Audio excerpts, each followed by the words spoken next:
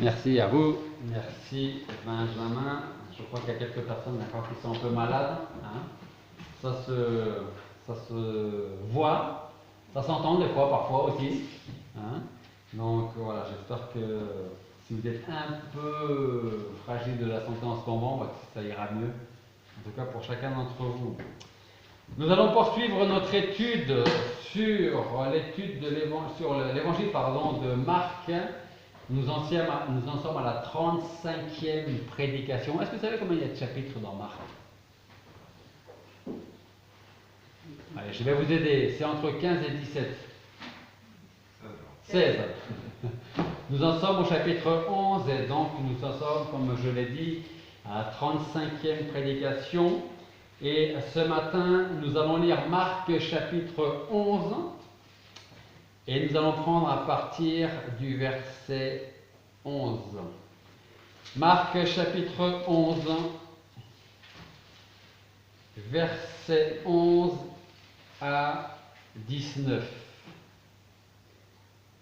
Ainsi Jésus entra à Jérusalem et dans le temple, et ayant tout considéré comme il était déjà tard, il s'en alla à Béthanie avec les 12. Le lendemain, comme il sortait de Béthanie, il eut faim. Et voyant de loin un figuier qui avait des feuilles, il alla voir s'il y trouverait quelque chose, et s'en étant approché, il ne trouva que des feuilles, car ce n'était pas la saison des figues. Alors Jésus, prenant la parole, dit que jamais personne ne mange de ton fruit. Et ses disciples l'entendirent. Il vint ensuite à Jérusalem, et Jésus étant entré dans le temple, se mit à chasser ceux qui vendaient et qui achetaient dans le temple, et il renversa les tables des changeurs et les sièges de ceux qui vendaient des pigeons. Il ne permettait pas que personne portât aucun faisceau dans le temple. Il les instruisait en disant: N'est-il pas écrit, ma maison sera appelée une maison de prière pour toutes les nations? Mais vous en avez fait une caverne de voleurs. Ce que les scribes et les principaux sacrificateurs ayant entendu, ils cherchaient les moyens de le faire périr, car ils le craignaient, parce que tout le peuple était frappé de sa doctrine. Et le soir étant venu, Jésus sortit de la ville. Prions. Père Céleste, nous voulons te remercier parce que tu nous permets d'être dans ta maison ce matin encore. Nous voulons te remercier pour ta parole que nous pouvons encore étudier aujourd'hui dans ce lieu que tu nous donnes. Et nous voulons te demander de nous disposer favorablement pour que nous puissions être attrapés par ta parole, être conduits, dirigés par elle, Seigneur. Instruis-nous encore ce matin, prépare-nous à ton enseignement, Seigneur, afin de mettre en pratique ce avec quoi nous allons repartir ce matin, ce avec quoi tu vas nous enseigner. Sois avec moi dans cette prédication. Et je te demande de nous disposer tous favorablement. Et c'est en ton nom que nous te prions. Alors la semaine dernière, vous vous souvenez que nous avons parlé du Seigneur, l'humble roi, qui demande à deux de ses disciples d'aller chercher un jeune Anon afin de rentrer dans Jérusalem. Et pour vous redonner un petit peu le contexte, vous avez le Seigneur qui arrive et beaucoup crient « Hosanna, enfin, le Messie est là, l'envoyé de Dieu arrive et il n'y a que des louanges, que de belles paroles envers celui qui, selon certaines personnes, va les délivrer, comme nous l'avons vu, du joug romain. » Alors, nous allons poursuivre aujourd'hui avec le passage que nous venons de lire. Nous voyons que le Seigneur, l'humble roi, est arrivé à Jérusalem et il va maintenant vers le temple. Mais avant d'aller vers le temple, il a un peu faim. Il se dirige vers un figuier pour voir s'il y a du fruit. Sauf que ce n'est pas la saison et il n'y a pas de fruits et nous allons voir que le Seigneur va maudire ce figuier. Ensuite, il se dirige vers Jérusalem, le voilà à présent, vers le temple, pardon. Et la première chose que l'on peut dire, c'est très certainement qu'il doit être attristé de voir ce qui se passe dans le lieu saint. En principe, qu'est-ce qu'il aurait dû trouver dans le lieu saint? Des gens qui prient, des gens qui offrent des offrandes, des gens qui sont là et qui louent le Seigneur, qui louent Dieu pour ses bontés, pour ses merveilles, pour ses grâces. Le problème, c'est que le Seigneur arrive dans le temple Et nous lisons au verset 15 à 17, ils vinrent ensuite à Jérusalem, et Jésus étant entré dans le temple, qu'est-ce qu'il fait? Il ne va pas se mettre à prier, il ne va pas se mettre à dire c'est bien ce que je vois, ça me fait chaud au cœur. Non, au contraire, il se mit à chasser ceux qui vendaient et qui achetaient dans le temple, et il renversa les tables des changeurs, les sièges de ceux qui vendaient des pigeons. Verset 16. Il ne permettait que personne portât aucun faisceau dans le temple. Verset 17. Il les instruisait en disant, est-ce qu'il n'est pas écrit, puisque vous êtes censés connaître la loi, ma maison sera appelée une maison de prière pour toutes les nations? Et vous, qu'est-ce que vous en faites? Vous en avez fait une caverne de voleurs. Alors je vais d'une certaine manière parler des deux points, le figuier qui n'a pas de fruits et ce qui se passe dans le temple. Et vous allez voir que quelque part c'est lié. Parce que nous allons parler du chrétien qui est censé porter du fruit. Et quand le chrétien porte de bons fruits, ça va se sentir, ça va se voir, ça va se ressentir au sein de l'Église. Là, dans notre passage, dans notre contexte, le figuier ne porte pas de fruits, autrement dit, le chrétien ne porte pas de fruits, et on va voir ensuite la suite, le parallèle du fait que ceux qui sont censés conduire le temple dans une bonne direction, les gens qui sont censés venir au temple pour prier, pour passer du temps simplement en communion avec Dieu, qu'est-ce qu'ils font? Ils ont plutôt de communion avec les vendeurs, ils achètent, ils vendent, ils échangent, ils troquent. Le roi, donc, vient dans son temple et il trouve le temple rempli de péchés parce que ce qui devait être un lieu de culte et d'adoration est devenu, comme il le dit, une caverne de voleurs. Alors, quelle leçon pouvons-nous tirer de ce passage? Savons-nous ce que le Seigneur attend de chacun d'entre nous? Et ce matin, quand nous avons fait l'étude, je vous ai dit, on a parlé pendant très peu de temps de la sanctification et je vous ai dit, on va y venir. Quand on cherche la volonté de Dieu pour notre vie, on a besoin d'être sanctifié, être mis à part, vouloir plaire au Seigneur. Je vais vous poser, comme à mes habitudes, une ou deux petites questions. Tout d'abord, est-ce que vous croyez que le Seigneur est spirituellement en esprit avec nous ici? Vous le croyez? Super, parce que c'est vrai. Maintenant, ma question est la suivante. Si ce Seigneur que nous savons être là spirituellement, s'il était là physiquement, déjà, je pense que ça changerait notre attitude. Hein? Si on arrivera à l'église en disant, bon, comment le Seigneur va me trouver? Comment est-ce qu'il va me regarder? Est-ce que ses yeux seront remplis de joie en disant, ah, viens? Ou est-ce que ses yeux vont me jeter un peu un regard noir parce que ce que j'ai fait dans la semaine, c'était pas... Ça change, hein? Physiquement et spirituellement. Donc ma question est la suivante. Si le Seigneur venait physiquement ici ce matin, au milieu de nous, que trouverait-il? Est-ce qu'il va considérer seulement, comme c'était le cas de beaucoup de juifs, les pharisiens, les scribes, est-ce qu'il va considérer seulement l'aspect extérieur du bâtiment? Vous avez un beau bâtiment. Le parking n'est pas terrible, mais vous avez un beau bâtiment. Ou est-ce qu'il va s'intéresser plus à ce qui se passe dans le bâtiment? Si Jésus était avec nous physiquement ce matin, trouverait-il des chrétiens un peuple qui le loue, qui l'aime et qui de plus porterait des fruits?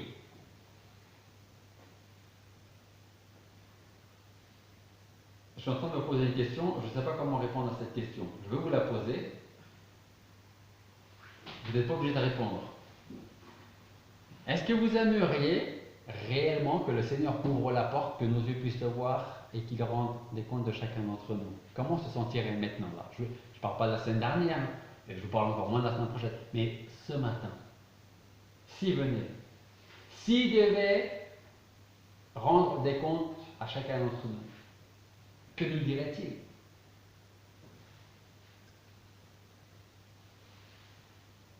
Qu'attend de nous le Seigneur? On a commencé à y répondre ce matin sur le thème de la volonté de Dieu à notre égard. Est-ce que ce qu'il attend ne serait pas notre sanctification? Si c'est le cas, est-ce que nous travaillons à notre sanctification? Est-ce qu'on met de côté tout ce qui n'est pas bon, tout ce qui n'est pas en accord avec le Seigneur, pour que justement nous puissions chaque jour, à chaque heure, être un peu plus sanctifiés? Comment parvenir à la sanctification? On peut se dire, oh, mais c'est compliqué, parce que si je commence à abandonner tout ce que je n'ai pas envie d'abandonner, on va ressembler au jeune homme riche, qui est prêt à dire, mais moi tout ce que tu me demandes de faire, je l'ai fait, hein, donc je mérite le ciel. Attends, il te manque une chose. Vends tout ce que tu as, donne-le aux pauvres, hein, et tu me suis. Comment parvenir à la sanctification? Pierre répond à ces différentes questions en 1 Pierre, chapitre 1, versets 13 à 25. 1 Pierre, chapitre 1, versets 13 à 25, et suivez avec moi, ou en tout cas écoutez ce que Pierre dit. C'est pourquoi, ayant ceint les reins de votre entendement, et étant sobre, attendez avec une parfaite espérance la grâce qui vous sera apportée à la manifestation de Jésus-Christ.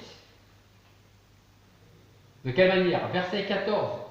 Comme des enfants obéissants, ne vous conformez point aux convoitises de votre ignorance d'autrefois, mais comme celui qui vous a appelé est saint, soyez vous-même saints dans toute votre conduite. Pas dans certains domaines de votre vie, de votre conduite, dans toute votre conduite. Verset 16. En effet, il est écrit, soyez saints car je suis saint. Et si vous invoquez comme votre Père celui qui, sans faire acception de personne, juge selon l'œuvre de chacun, conduisez-vous avec crainte durant le temps de votre habitation passagère ici-bas. Pensez au compte que vous allez rendre au Seigneur bientôt. Verset 18. Sachant que vous avez été rachetés de la vaine manière de vivre que vous aviez hérité de vos pères, non par des choses périssables comme l'argent et l'or, mais par un précieux sang comme d'un agneau sans défaut et sans tache. Christ, destiné déjà avant la création du monde, est manifesté dans les derniers temps à cause de vous, qui, par lui, croyez en Dieu, qu'il a ressuscité des morts et l'a glorifié, afin que votre foi et votre espérance fussent en Dieu. Verset 22. Ayant purifié vos âmes en obéissant à la vérité par l'Esprit, pour avoir un amour fraternel et sans hypocrisie, aimez-vous avec constance les uns les autres d'un cœur pur, étant régénérés non par une semence corruptible, mais par une semence incorruptible. Elle est où cette semence incorruptible? Pierre répond, par la parole de Dieu qui vit et qui demeure éternellement. Verset 24 et verset 25. Car toute chair est comme l'herbe et toute la gloire de l'homme comme la fleur de l'herbe. L'herbe sèche et sa fleur tombe. Mais la parole du Seigneur demeure éternellement, et c'est cette parole dont la bonne nouvelle vous a été annoncée. C'est ce qui est marqué derrière, hein, dans notre verset. L'herbe sèche et la fleur tombe, mais la parole du Seigneur demeure éternellement. La première chose, la première qualité que Dieu attend de nous, après avoir été rachetés par le sang de Christ, c'est notre sanctification. Vous voulez, nous voulons être un bon chrétien, une bonne chrétienne. Nous voulons servir le Seigneur comme il faut. Nous voulons avoir une bonne église. Tout passe par la sanctification. Pas de sanctification, pas de bon témoignage, pas une bonne vie chrétienne et une mauvaise église. Ça va ensemble. Être sanctifié signifie être mis à part pour Dieu, être saint, devenir saint. La sanctification, c'est le fruit de la libération de notre ancienne nature et l'abandon du vieil homme. C'est-à-dire qu'on ne peut pas continuer à vivre aujourd'hui quand on appartient au Seigneur comme quand on vivait avant. Je fais une exception. Vous êtes jeune chrétien, vous avez reconnu le Seigneur Jésus-Christ comme votre Seigneur et Sauveur personnel. Pardon, je suis en train de vraiment qu'il n'y a pas le coronavirus. Vous avez reçu le Seigneur aujourd'hui. Demain, vous n'allez pas être changé comme ça dans vos manières de vivre. Mais ça va devenir quelque chose de concret petit à petit. Parce que vous savez qui vous a racheté, vous savez qui est celui qui vous a racheté, vous savez qu'il est saint et maintenant vous savez qu'il vous demande d'être saint. Et donc à partir de ce moment-là, vous allez commencer à faire du ménage dans votre vie. Là où ça devient malheureux, c'est quand vous êtes chrétien depuis 30 ans et que vous commencez seulement à faire du ménage dans votre vie. Parce que vous avez perdu 30 ans de votre vie avec le Seigneur.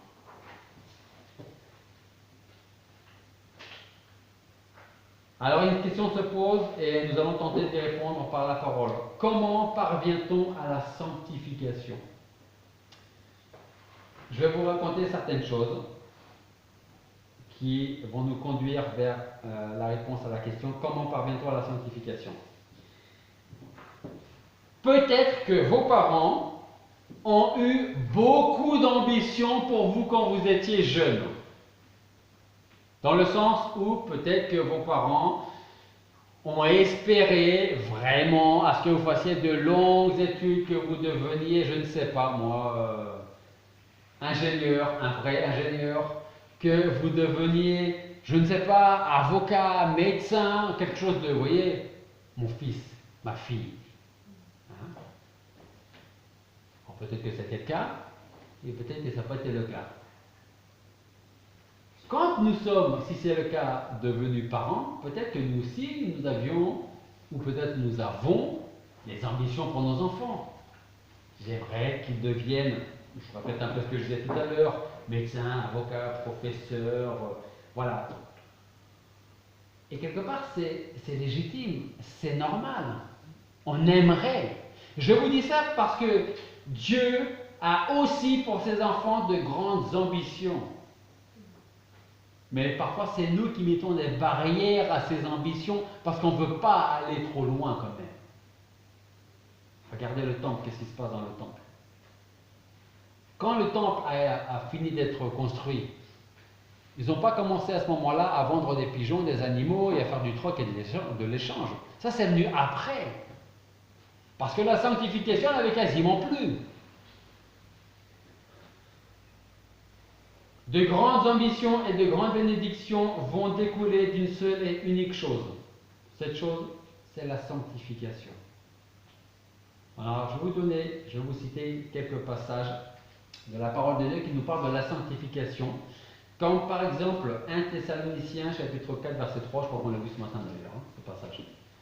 1 Thessaloniciens 4, 3 qui dit « Ce que Dieu veut, c'est notre sanctification ». 1 Thessaloniciens chapitre 4, toujours verset 7, un peu plus loin. Dieu nous appelle à quoi? À la sanctification. Hébreux chapitre 12, verset 14. Recherchez la sanctification. Apocalypse 22, 11. Que celui qui est saint se sanctifie encore. Ça veut dire qu'on ne parvient jamais à une totale sanctification. Il faut toujours penser que là où je suis arrivé, c'est bien et je peux faire encore mieux. Je peux faire encore mieux. Alors si durant notre vie ici-bas, nous sommes avant tout préoccupés par notre bonheur, notre bien-être, Dieu, lui, est avant tout préoccupé par notre sanctification. Alors à la question comment parvient-on à la sanctification, j'ai envie de dire que le secret d'une bonne vie chrétienne, d'une vie sainte, ne consiste pas seulement, je dis bien seulement, à imiter Jésus-Christ. Je crois que c'est la semaine dernière, on a chanté « Te ressembler Seigneur, c'est mon désir suprême ». Une vie sainte ne consiste pas seulement à imiter Jésus-Christ. Ça consiste aussi à laisser les perfections de Jésus-Christ se manifester dans notre faiblesse. Alors si je suis en train de vous perdre dans ce que je suis en train de vous dire, ben, je vous dirai simplement les paroles de l'apôtre Paul quand il dit aux Corinthiens, 2 Corinthiens 12, 9, il dit: le Seigneur m'a dit, ma grâce te suffit, parce que ma force s'accomplit dans ta faiblesse. Je me glorifierai donc plus volontiers dans mes infirmités, afin que la force de Christ habite en moi et que les autres puissent voir cette force de Christ diriger et conduire ma vie. Qu'on ne se contente pas simplement d'imiter Christ. Parce qu'il y a des jours où ce sera facile et d'autres jours où ce sera moins facile.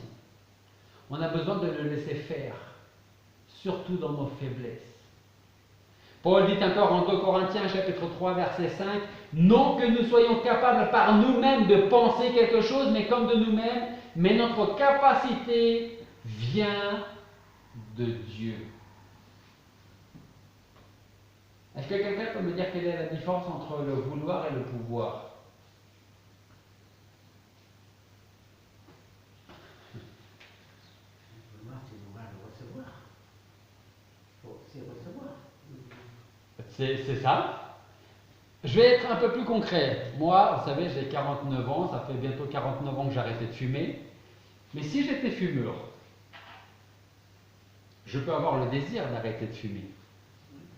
Je n'ai pas forcément la volonté d'arrêter de fumer. Vous voyez? On peut vouloir, mais on peut ne pas avoir la capacité à faire quelque chose. Là, Paul dit, notre capacité vient de Dieu. Ça veut dire que dans tous les domaines de notre vie, on doit le laisser être maître de notre vie, surtout dans notre faiblesse, pour que notre capacité puisse venir de lui. Si Dieu ne nous sanctifie pas, nous ne pourrons jamais imiter Jésus-Christ et lui être semblables. Et enfin, nous pouvons entendre Paul qui dit encore aux Philippiens 4, 13, « Je peux tout par celui qui me fortifie. » Mais si on ne le laisse pas, le Seigneur, transformer nos vies, nous conduire, nous diriger, on ne pourra rien faire. On va faire du surplace. Peut-être on va faire un pas en avant et peut-être 2 en arrière.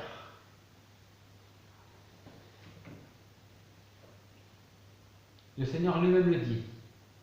En Jean chapitre 15, vous connaissez très bien ce passage sur le 7, les serments. Jean chapitre 15, verset 5, le Seigneur dit, sans moi,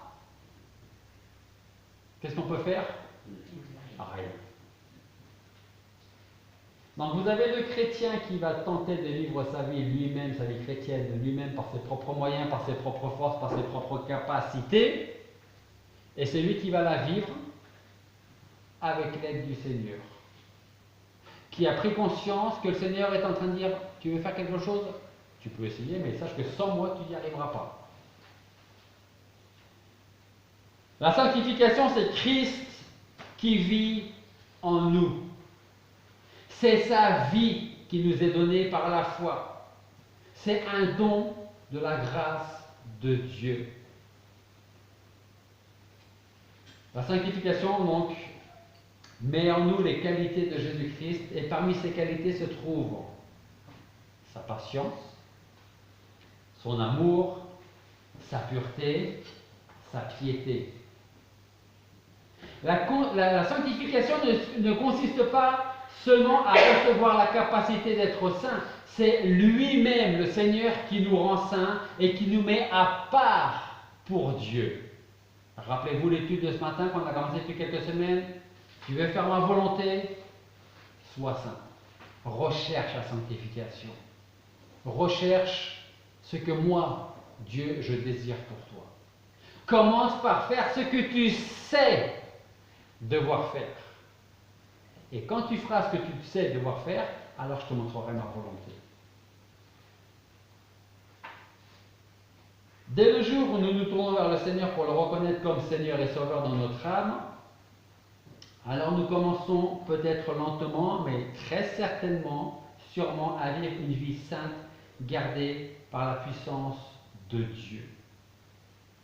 Alors j'ai une question ce matin. Est-ce que nous sommes prêts à nous laisser transformer par Dieu? Est-ce que nous sommes prêts à nous laisser transformer par Dieu? Une fois cette œuvre accomplie, sommes-nous prêts à nous donner entièrement à lui? Beaucoup de chrétiens ne trouvent pas le vrai bonheur, celui dont la Bible parle. Est-ce que vous savez pourquoi? Peut-être parce qu'ils ne commencent pas à rechercher en premier lieu la sanctification. C'est ce que Dieu nous demande d'être, de rechercher. En Matthieu, il nous dit, cherchez premièrement quoi?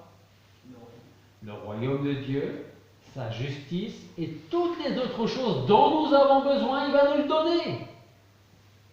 Mais cherchons d'abord son royaume, sa justice, la sanctification.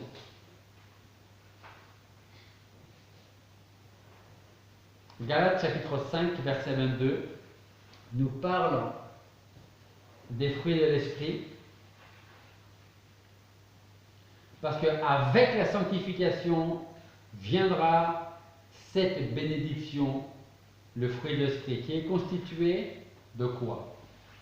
De l'amour, la joie, la paix, la patience, la bonté, l'amour du bien, l'amour pour le bien, la fidélité, la douceur et la tempérance. Ça donne envie, hein? Enfin, j'espère, en tout cas pour vous. La sanctification, il faut garder ça à l'esprit, est utile et nécessaire dans tous les domaines de notre vie. Quand on cherche la volonté de Dieu, on a besoin de la sagesse de Dieu pour discerner ce qui vient de Dieu ou ce qui vient de mon propre cœur ou ce qui vient du monde. On a besoin de cette sagesse. La sanctification est donc utile et nécessaire dans tous les domaines de la vie. Et ça va nous aider à affronter la vie avec plus de force. D'autant plus que nous n'allons pas oublier qui est Dieu et qu'est-ce qu'il est. Omniprésent, omnipotent et omniscient. En fait, c'est ce que j'ai envie de dire. J'ai envie de dire que plus on cherche à se sanctifier, plus on cherche à se rapprocher de Dieu, plus on cherche à faire ce que Dieu attend de nous, et plus la vie est belle. Je ne dis pas que ce sera facile, mais je dis que la vie est belle. Parce que nous sommes dans les mains de celui qui est omniprésent, omnipotent et omniscient. Voilà pourquoi la sanctification est quelque chose que nous devons poursuivre, rechercher avec ardeur, si nous voulons l'obtenir. C'est la même chose en ce qui concerne l'Église. Regardez le temple. En principe, c'est un lieu dans lequel nous devons venir, prier, lire la parole de Dieu, passer du temps en communion avec les autres, passer du temps en communion avec Dieu, se poser, lui parler, et parfois se taire pour qu'il puisse nous répondre, et surtout qu'on puisse nous l'entendre. L'Église ne grandit pas seulement en faisant de l'évangélisation, il faut en faire, mais elle ne grandit pas seulement comme ça. Elle grandit aussi en se sanctifiant. Aujourd'hui, il y a beaucoup trop d'églises, quelles que soient les dénominations d'ailleurs. Aujourd'hui, il y a beaucoup trop d'églises qui font rentrer le monde, pas le monde, les gens, mais le monde, dans l'église, comme pour attirer les gens du monde à l'église. Mais on n'a pas besoin de faire ça, hein. Si les gens veulent retrouver les choses du monde, ne vous inquiétez pas, ils vont le retrouver dans le monde. Non? S'ils viennent à l'église pour retrouver exactement les mêmes choses que dans le monde, ils ne viendront pas plus que pour trouver autre chose. Hein. Il faut que dans l'église, il y ait autre chose que ce que le monde a à nous offrir.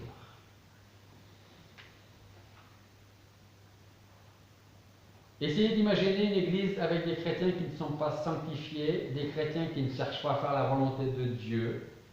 Ça ne s'appellerait peut-être plus une église, ça pourrait s'appeler une caverne de voleurs, pour prendre la parole du Seigneur, mais ça pourrait aussi s'appeler un club. Il y en a qui, le dimanche matin, vont peut-être faire au club de tarot, club de Scrabble, ou club de ceci, ou club de cela. Mais l'Église n'est pas un club.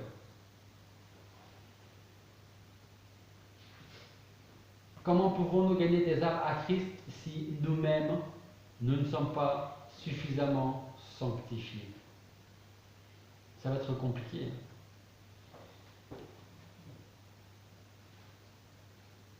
J'aime bien les paroles de Salomon en Ecclésiaste chapitre 9 verset 8. Salomon disait dans ce passage, « Qu'en tout temps, tes vêtements soient blancs. » Je crois que vous comprenez ce que ça veut dire. Hein? Qu'en tout temps, tes vêtements soient blancs. C'est une autre définition de la sanctification. Hein? Il est toujours bénéfique de s'éloigner du mal et de faire le bien, de rechercher la paix et de la poursuivre. Et c'est ce que Dieu nous demande à travers sa parole. En Josué chapitre 3 verset 5, nous lisons « Sanctifiez-vous car demain l'Éternel fera au milieu de vous des choses merveilleuses dans votre vie, dans nos familles, à l'Église. » Hébreux chapitre 12 verset 14, « Recherchez la paix avec tous et la sanctification sans laquelle d'ailleurs personne ne verra le Seigneur. » Qu'est-ce que l'auteur aux Hébreux là, de l'Épître aux Hébreux est en train de dire? Il est tout simplement en train de dire, sans sanctification, personne ne verra le Seigneur. Ça veut dire, si nous prétendons être chrétiens, mais que nous n'avons jamais cherché la sanctification, si en faisant un petit retour en arrière, si on examinait notre propre vie et qu'on se rendait compte que rien n'a changé par rapport à avant, on ne peut pas se considérer comme chrétien. Là, il nous dit, sans la sanctification, personne ne verra le Seigneur. Comment être sanctifié? C'est aussi le Seigneur qui répond à ça. Dans l'évangile de Jean, il dit, Père, sanctifie-les par ta vérité. Et c'est quoi la vérité? C'est la parole de Dieu. Jésus dit, sanctifie-les par ta vérité, ta parole est la vérité. C'est-à-dire qu'on a besoin de la lire, de la retenir et, juscule, de la mettre en pratique. Voici maintenant quelques promesses faites aux justes, à ceux qui veulent réellement donner leur vie à Christ et se sanctifier. Job 36, 7, nous lisons « Dieu ne détourne pas ses yeux des justes, il place ses justes avec les rois sur le trône, il les fait asseoir pour toujours et ils sont élevés. » Psaume 34, 25. « J'ai été jeune, je suis devenu vieux, mais je n'ai jamais vu le juste abandonné, ni sa postérité mendiant son pain. » Psaume 92, 13. Le juste croîtra comme le palmier, il s'élèvera comme le cèdre du Liban planté dans la maison de l'Éternel, ils fleuriront dans les parvis de notre Dieu. Vous voulez porter du fruit pour le Seigneur, soyons sanctifiés. Pas de sanctification, pas de fruit. Le figuier, les gens dans le temple. Matthieu 13, 43. Alors les justes luiront comme le soleil dans le royaume de leur Père, que celui qui a des oreilles pour entendre, entende. La sanctification est donc très importante parce que c'est la volonté de Dieu à notre égard. Et pourtant, elle est souvent négligée parce qu'on peut se contenter de venir à l'église le dimanche matin, de prier un peu, de chanter un peu, d'entendre un peu, et on repart. Et on a déjà tout oublié.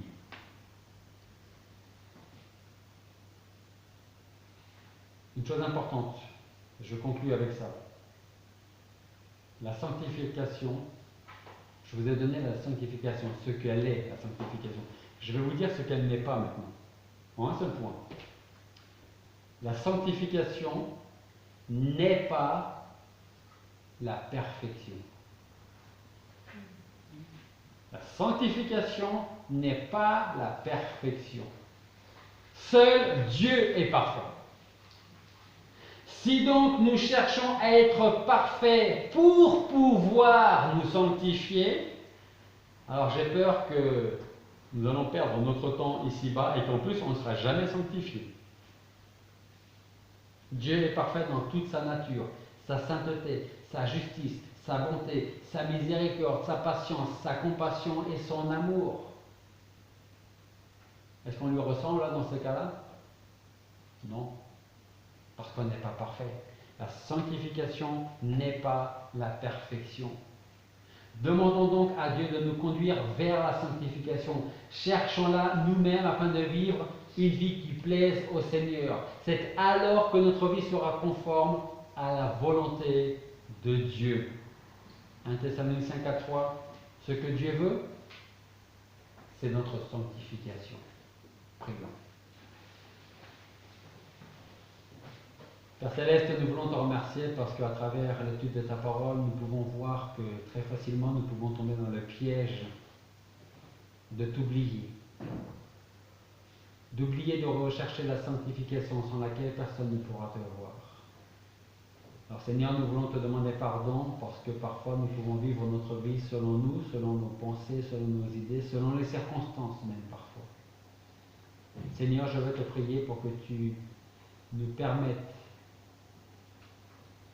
de trouver, en la recherchant avec notre cœur, cette sanctification, cette œuvre, ce travail que tu as commencé dans notre vie. Seigneur, enseigne-nous, conduis-nous en toutes choses, pour que nous puissions être trouvés lorsque tu reviendras là où nous devons être, faisant ce que tu attends de nous. Fais-nous grandir en tant que chrétiens, fais-nous grandir en tant qu'Église, et que cette Église soit le contraire de ce que le monde peut proposer. Qu'au contraire, ce soit ta parole qui soit prêchée ici, pour que les gens qui viennent puissent trouver autre chose que ce qu'ils trouvent dans le monde. Sanctifie-nous par ta vérité qui est la parole.